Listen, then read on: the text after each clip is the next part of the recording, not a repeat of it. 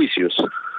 El primero concluyó con la sentencia del jefe político-militar de Huanta en aquella época, el señor Lavera Hernández, y también con la sanción del oficial Amador Vidal Sandento.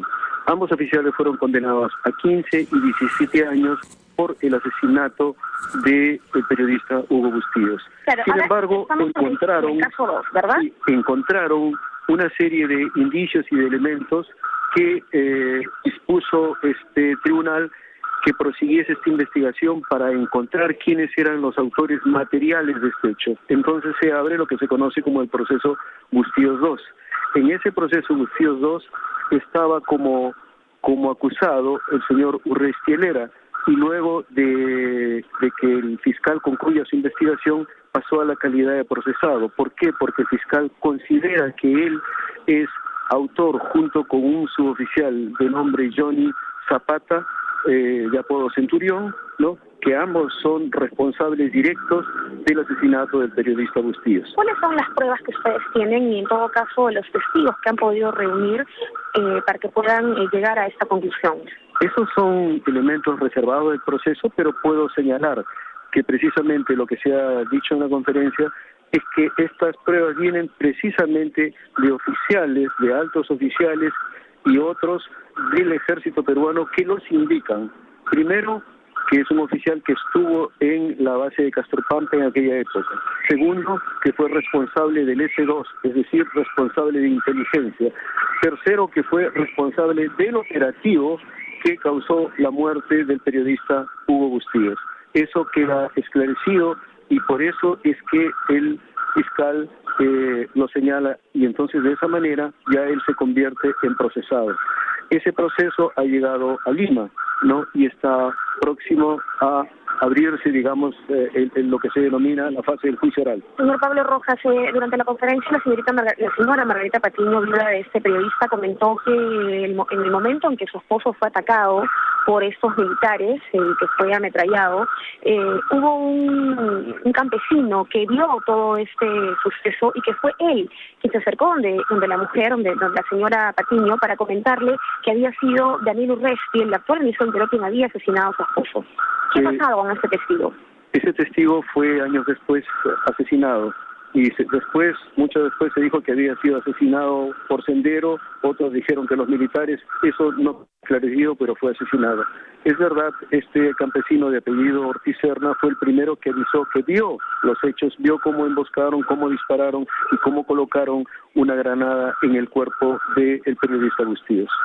Actualmente, en este proceso que se viene llevando a cabo, ¿hay medidas cautelares contra el ministro del Interior? El ministro del Interior, primero, teóricamente tiene que estar firmando un documento todos los meses.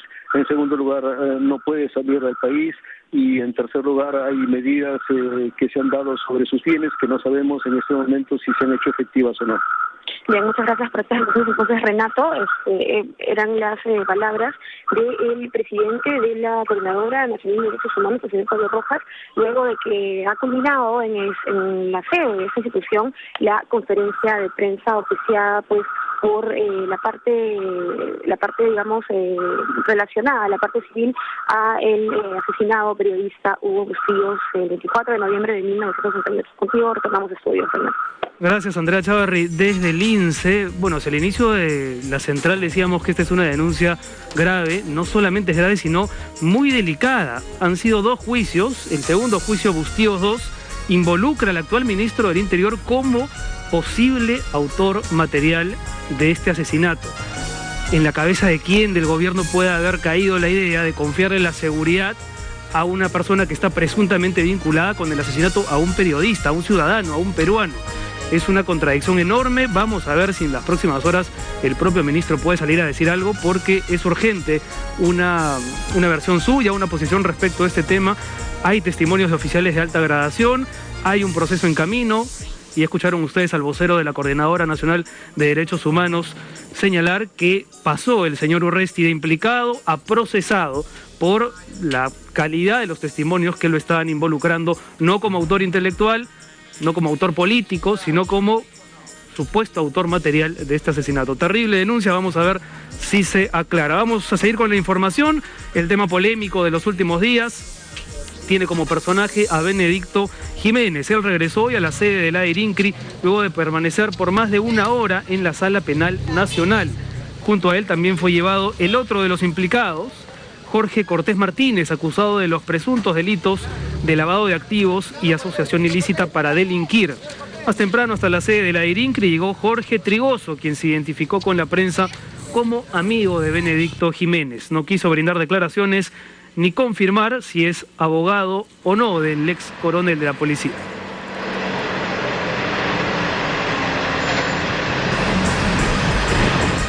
Seguimos con este mismo tema porque un equipo de la policía continúa en la búsqueda de Rodolfo Orellana, el polémico empresario y abogado, luego de que el Poder Judicial ordenara su detención por los presuntos delitos de lavado de activos y asociación ilícita para delinquir. La medida judicial también fue dispuesta contra otras 22 personas implicadas en este caso. El señor obviamente había mentido porque había sido, propiciado a hacer esa declaración. El que estuvo más temprano en los estudios de RPP fue el vocero de Orellana, el señor Carlos Camacho. Él se refirió a este tema y ha manifestado que apelará en la orden de detención preliminar para Orellana, quien no se entregará a la justicia porque no existen las garantías para un debido proceso. Por otro lado, manifestó que su orden de detención se debe a una persecución política debido a que el congresista Víctor Andrés García Belaunde es quien la ha impulsado, además de haber también llevado la iniciativa para la conformación de una comisión investigadora contra su patrocinador. Esa declaración por una prebenda económica. Le ofrecen 30.000 soles, una casa, un carro. Acabo de conversar con él. Él ha tomado la determinación junto con sus abogados de que por el momento no existen las garantías de que se lleve un debido proceso. Él va a estar a buen recaudo, está presentando una apelación el día de hoy contra la orden de detención preventiva, y después de esa apelación vamos a tomar una nueva estrategia. Benedicto Jiménez es abogado del señor Rodolfo Orellana. El señor Benedicto Jiménez es director de la revista del semanario Juez Justo. Ayer ¿tiene denuncias por difamación y calumnia? Tiene denuncias por difamación y calumnia, sí. Y la revista Juez Justo también. Y la revista Juez Justo pero también. Eso está corriendo un proceso. Hay un proceso, hay procesos paralelos en estos momentos. El señor Víctor Andrés